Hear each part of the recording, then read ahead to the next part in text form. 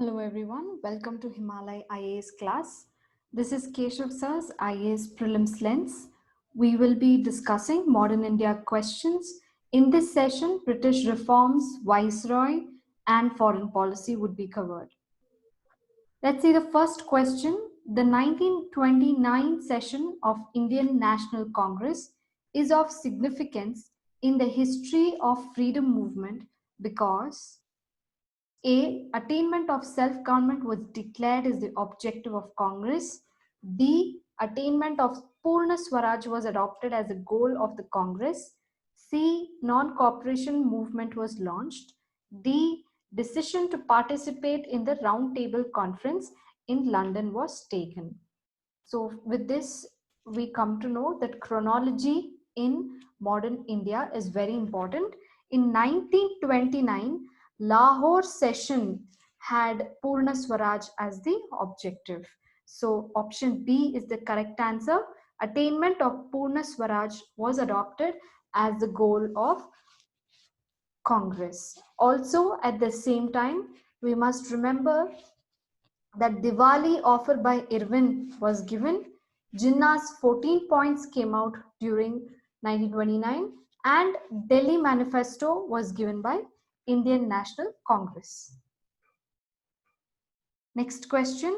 What were the objectives of Queen Victoria's Proclamation 1858?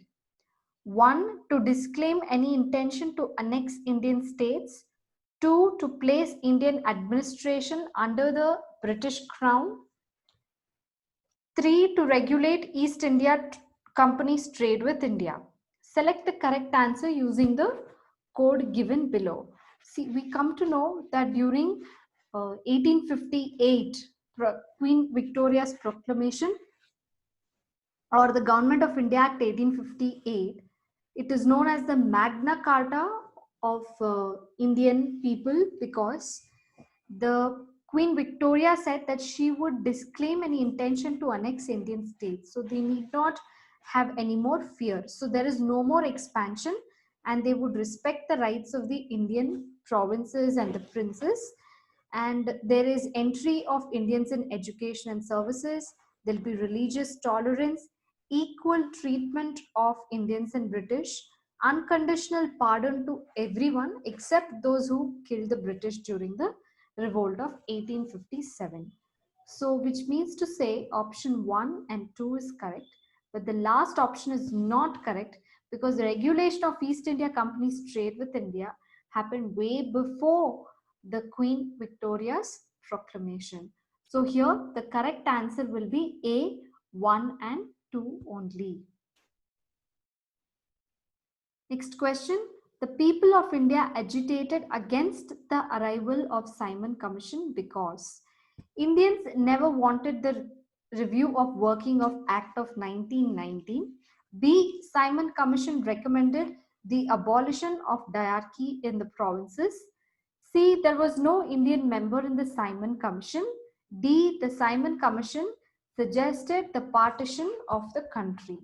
We come to know that using these options, Simon Commission came into India in 1927, 2 years before 1919, and it had no Indian members. That was the major reason for why there was a protest against the Simon Commission. So answer is option C. Next question, with reference to Indian history, the members of the Constituent Assembly from the provinces were A. Directly elected by the people of those provinces. B. Nominated by the Indian National Congress and the Muslim League. C. Elected by the provincial legislative assemblies. D. Selected by the government for their expertise in the constitutional matters. When the Constituent Assembly was formed, it was partly elected and it was partly nominated. The members of the Constituent Assembly were elected by the provincial legislative assemblies and it was later nominated by the people from the princely states. So here the correct answer would be option C. Next question, the Ilbert Bill controversy was related to the A. Imposition of certain restrictions to carry arms by the Indians, imposition of restrictions on newspapers and magazines published in Indian languages, removal of disqualification imposed on the Indian magistrates with regard to the trial of the Europeans, the removal of a duty on imported cotton cloth. The Ilbert Bill controversy is concerned with Lytton, Lord Lytton. Lord Lytton is known to have brought out a lot of restrictions to Indians. So, Ilbert Bill controversy had given the power for Indian magistrates to try the Europeans, and that is what Lytton was opposing. So, the answer here would be option C, removal of disqualifications imposed by Indian magistrates with regard to the trial of the Europeans. With this, we should also know what other things Lord Lytton did. He had introduced Vernacular Press Act, which means to say any Indian papers, local language papers that criticizes the British policies would be seized. Their operations would be closed down. Then it's about the famous Ilbert Bill, where the Europeans could be tried by the Indian magistrates. Then it was the Arms Act. That means it was criminal offense for Indians to carry the arms, whereas Europeans could carry it. Then Lytton is also known to have reduced the civil services qualification age from 23 to 19, so making it practically impossible for Indians to have a fair competition in civil services. Next, Lytton is also known for introducing Delhi Darbar, which Grand Delhi Darbar, and while India was dying, a lot of people were dying because of a famine, but there was a Grand Delhi Darbar organized by Lytton, and he also did the Afghan adventure. That means Second Anglo-Afghan War he had initiated. These were some of the policies of Lytton. Let's see the next question. The distribution of powers between the center and the states in the Indian Constitution is based on the scheme provided in Morley-Minto Reforms 1909, Montagu-Chelmsford Reforms 1919, Government of India Act 1935, D. Indian Independence Act 1947. The answer is C. Government of India Act 1935. Most of the features of the Indian Constitution is known to have been borrowed from the Government of India Act of 1935, such as the federal features, position of the governor, judiciary, lot of administrative details, emergency, local self-government, and the DPSPs. Next question, which of the following is or are the principal features of the Government of India Act 1919? First statement, introduction of diarchy in the executive government of the provinces. 2, introduction of separate communal electorates for Muslims. C, devolution of the legislative authority by the center to the provinces. So the government select the correct answer using the given codes below. A, 1 only, B, 2 and 3 only, C, 1 and 3 only, D, 1, 2 and 3 only. So what I mean to say here is, we must clearly know the second statement, introduction of separate communal electorates for Muslims, happened in the Government of India Act of 1909, Indian Councils Act of 1909, also known as Minto-Morley Reforms. The Government of India Act 1919, known as Montagu-Chelmsford Reform, introduced the idea of diarchy in the provinces, and it also devoluted the legislative authority of the center to the provinces. So it created transferred list and reserved list. So option 2 is wrong. If we eliminate option 2 and C, then answer 1 and 3 are the correct statements. So C is the correct answer. Next question, with reference to Rayatwari settlement, consider the following statements. First statement, the rent was paid directly by the peasants to the government. Second statement, government gave pattas to the ryots. Third statement, the lands were surveyed and assessed before being taxed. Which of the following statements given above are correct? A, 1 only, B, 1 and 2 only, C, 1, 2 and 3 only, D, none. See, Rayotwari was introduced by Thomas Munro and Alexander Reed. Here in Rayatwari, the lands were assessed and surveyed before being taxed, and the government did give pattas or land entitlements to the Rayat. Rayat means directly the farmer, and the rent was paid directly by the farmers to the government. So the correct option is C, 1, 2 and 3. Next question, the tendency for increased litigation was visible after the introduction of land settlement system by Lord Cornwallis in 1793. The reason for this is normally traced to which of the following provisions? A, making Zamandar's position strong vis-a-vis the Rayat. B, making East India Company an overlord of Zamandars. C, making judicial system more efficient.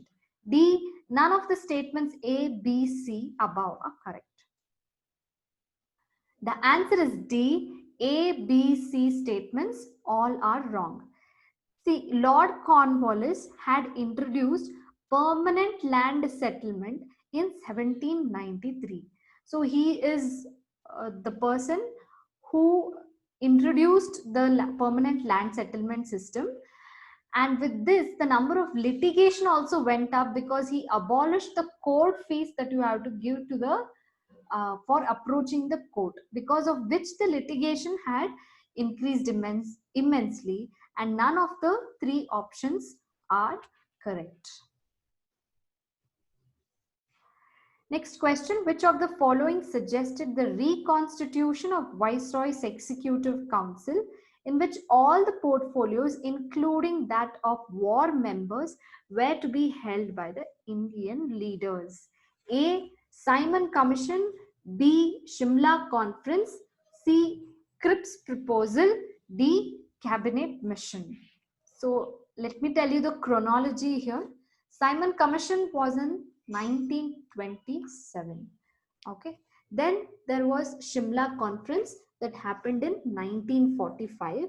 It was part of the Wavell Plan. Then there is, before that there is Cripps Mission in 1942. And finally, there is Cabinet Mission in 1946. Let me tell you the major proposals of the Shimla Conference or the Wavell Plan. In the Shimla Conference, Viceroy's Executive Council was reconstituted and the number of members were increased. In fact, the council recommended with new reconstitution should have equal representation of Hindus and Muslims. And all the members of the council would be Indians except for the Viceroy and Commander-in-Chief. And the defense would remain in the hands of the British until the power is transferred to the Indians. These were the major proposals of the Shimla Commission. So answer B is right. But of course, we know that there was failure of the Shimla Commission because there was no guarantee of the Indian independence, and Indianization of Executive Council was very superficial. It reserved the seats on the basis of religion and caste. Soon after the failure, immediately Labour Party came in the UK government and they wanted immediate transfer of power to India as soon as possible. So they sent the Cabinet Mission in 1946. Next question, who was the Viceroy of India when the Rowlatt Act was being passed? A, Lord Irwin, B, Lord Reading, C, Lord Chelmsford, D, Lord Wavell. It was C, Lord Chelmsford. So in 1919, major events happened. Jallianwala Bagh massacre happened. Rowlatt Act or Rowlatt Satyagraha happened in 1919. And Montagu-Chelmsford reforms or the Indian Indian Act, Government of India Act 1919 was also in the same year. So the answer is C, Chelmsford. Let's look at the English comprehension question from CSAT. The states are like pearls and the center is a thread which turns them into a necklace. If the thread snaps, the pearls are scattered. Which one of the following views corroborates the above statement? A. A strong center and strong states make that federation strong. B. A strong center is a binding force for national integrity. C. A strong center is a hindrance to state autonomy. D. State autonomy is prerequisite for a federation. So corroborate means what tries to explain the meaning. Okay, so here the correct answer is A. The strong center is a binding force for national integrity. I'm sorry, the answer is statement B. Okay, a strong center is a binding force for the national integrity. Thank you.